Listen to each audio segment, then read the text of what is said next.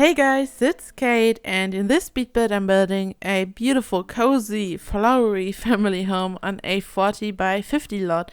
I know that in the past couple of weeks I made a lot of builds on 40 by 40 lots. I don't know, it just kind of happened. There's some chemistry going on between me and 40 by 40 lots. But then someone pointed out that it would be a good idea to simply vary the size of the lots that I'm building on from time to time. So that's what I did.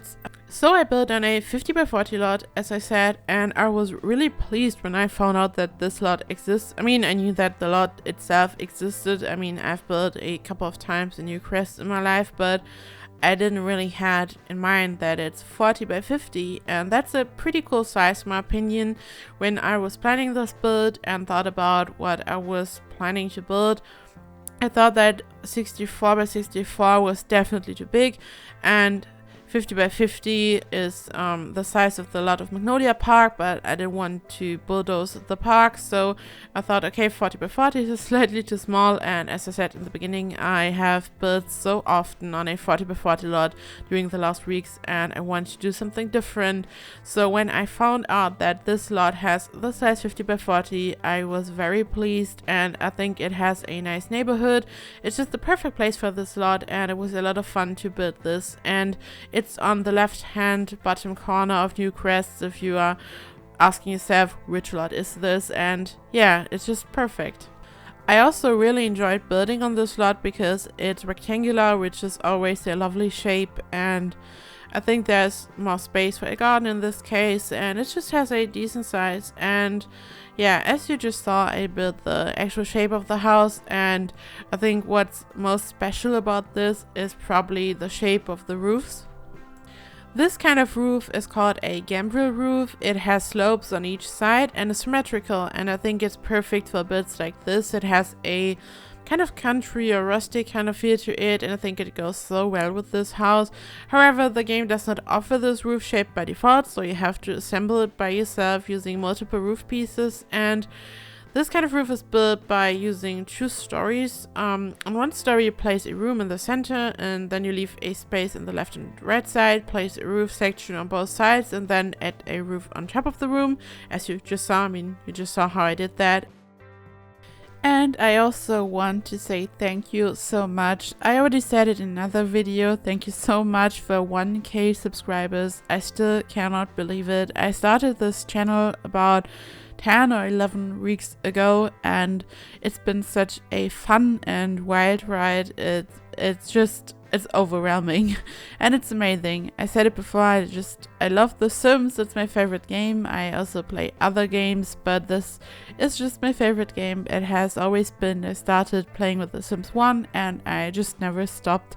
I mean, I stopped playing Sims 1, I moved over to 2 and 3 and now 4, and I only play Sims 4. I don't play Sims 3 anymore or any of the other Sims games, just Sims 4. However, I just love this game so much. I love building and making these videos, creating speed builds and all that is just even more fun. Like, the combination of all of these things is just the best thing ever, and I enjoy this so much. And hitting that milestone of 1K subscribers was just, it was overwhelming and wonderful, and I'm just so happy and I'm so grateful. And because of that, I decided to have a little giveaway on this channel. Anyone can enter, and if you want to do that, simply type giveaway in all caps into the comments below this video. This way I know that you want to enter, and that's all you gotta do, and you can win a stuff pack of your choice. And as soon as you've commented giveaway in all caps right at the beginning of your comment, you have entered the giveaway. And the giveaway will end on October 28. So October 28 will be the last day that you can enter the giveaway, and I will announce the winner on October 30. I will add all the dates and all that and all the info to the description box as well. And you don't have to do anything else other than commenting giveaway. You don't have to sub to my channel or follow me on Twitter. Of course, I would be grateful for that, but you don't have to do that because I simply want to give something back to you guys, and you don't have to do anything like that to enter. And I'm going to announce the winner either within a speed build. In this case, I'm going to add something along the lines of giveaway winner to the title, or it's going to be a separate, very short video just to announce the winner. I'm not sure yet, but just so you guys know what to look for. And it's going to be October 30, definitely. And I'm also going to announce the winner on Twitter. So yeah, just so you guys know what to look for. But now let's jump right back into the speed build. As you guys saw, I built some pools to create a pond. You can simply build a pool and then you're using the rocks to hide the edges. This way it looks a lot more natural than just a pool. It really indeed does look like a pond, which I really like for this kind of build. I also used a lot of rocks to create some small flower beds, and I sized some of the rocks up. This way it looks more random and more natural.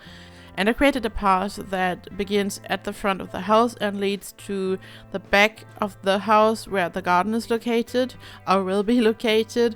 Even though there's a lot of stuff going on in the front already, and even though there is a pool and multiple patios, I still decided to add a classic garden in the back with another patio, and there's going to be a swing set and monkey bars, because I just think that for a beautiful family home like this, a little garden is a must. But I decided against adding another pool or something, because I thought, okay, there's already a pool in the front, so I didn't want to overdo it and I did not want it to be too much. So yeah, I kept it simple when it comes to the garden.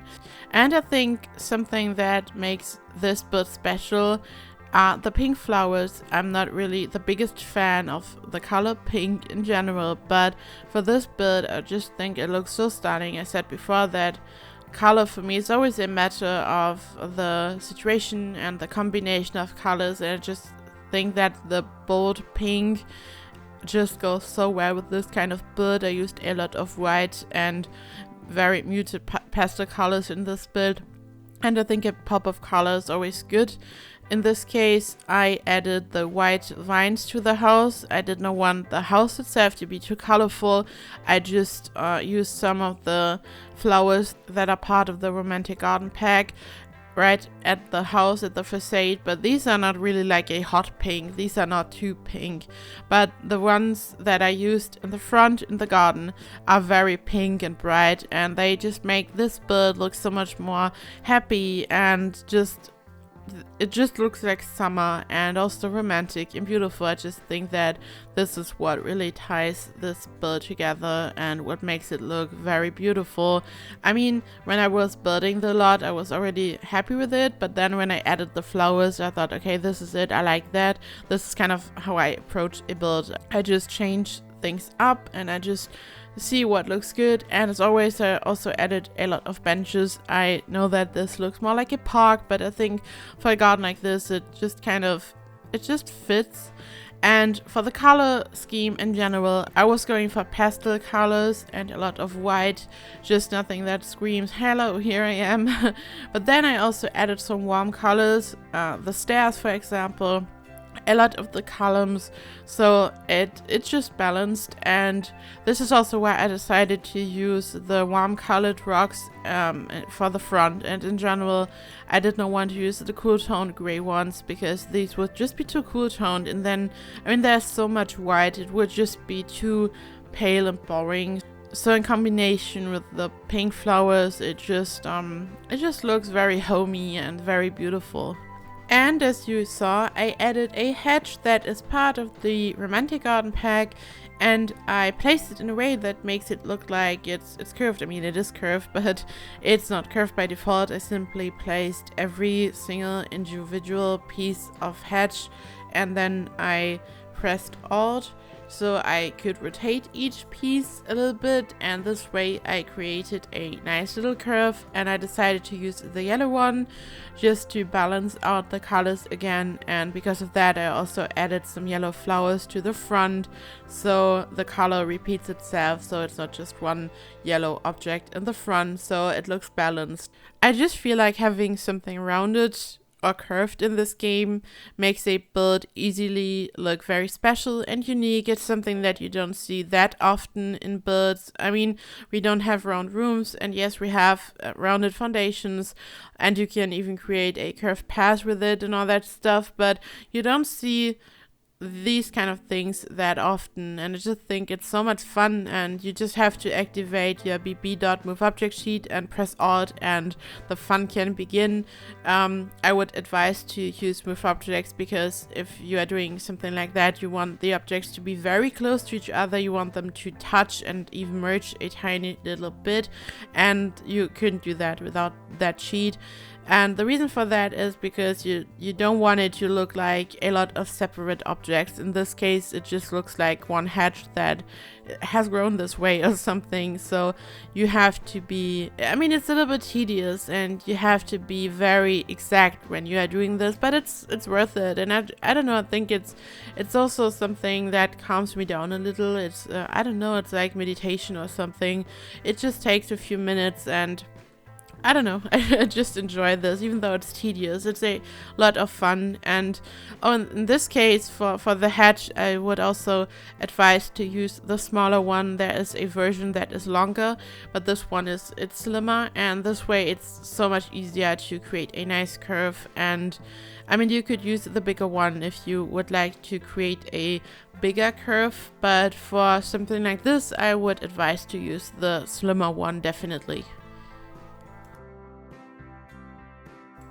As you saw, I started working on the interior, and at first I was a little bit unsure how I would go about this.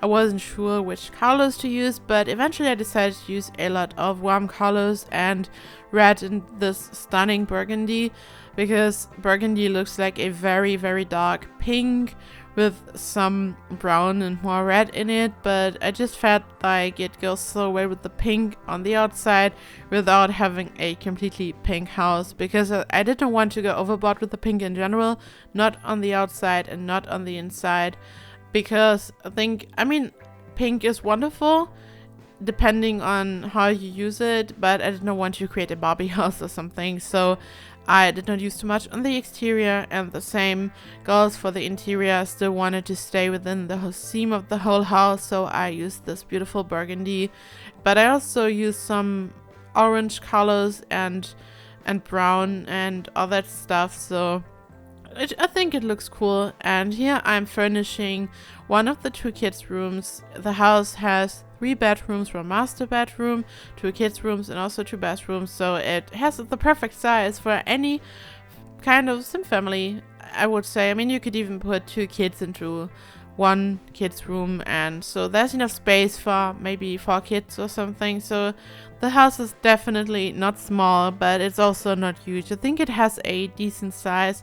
And this is the other kid's room. I use the same furniture, almost just in different colors, so it doesn't look too busy, and so it has 1 theme, and I think it turned out so nice. I love the blue, it's stunning. So this is it. This speed build is coming to an end. Thank you so much for watching. I really appreciate it. And again, thank you so much for allowing me to hit 1K subscribers.